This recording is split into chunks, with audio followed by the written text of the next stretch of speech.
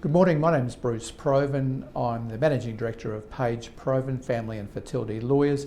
We're a firm of lawyers in central Brisbane that practice exclusively in family and fertility law. I want to talk to you today about high net worth clients, and what that means is that couples who separate and there's a lot of assets and superannuation to divide up. And when I say a lot, I'm sort of talking about figures of $10 million or more in both assets and superannuation. Now, a high net worth case, the same principles apply as in any other case, but there are a few differentiations as well.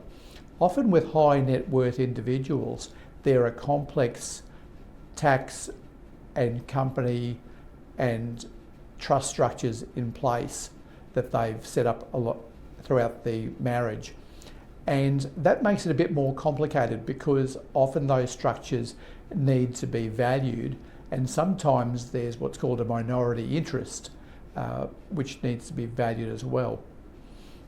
So, as I said, that adds some complication, and obviously that adds to the cost of both advising our clients and the cost of litigating should the matter end up in court.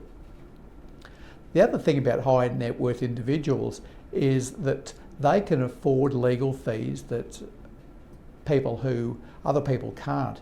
So for example, in a high net worth case, it's quite common to involve a barrister at an early stage of the proceedings that we might not do in other matters, especially if there's some complication to the matter.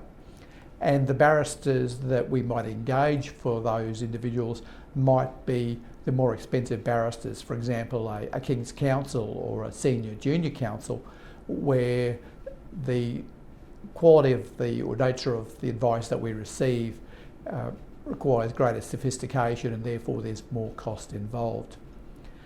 As always, we always try to resolve matters out of court if we can. And even if the matter starts in court, there's about a 95% chance that the case will settle without going to a hearing before a judge. But it's quite common for those high net worth cases to be the cases that go to a trial, simply because the people involved can afford the legal fees to take a matter to court. The other unusual feature about high net worth cases is that they can take longer to resolve, and sometimes there can be assets overseas.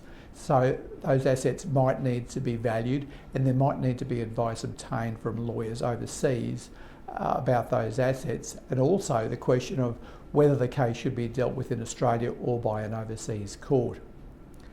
So if we can assist you in one of these high net worth cases, please contact us at Page Provan. I'm Bruce Provan from Page Provan Family and Fertility Lawyers.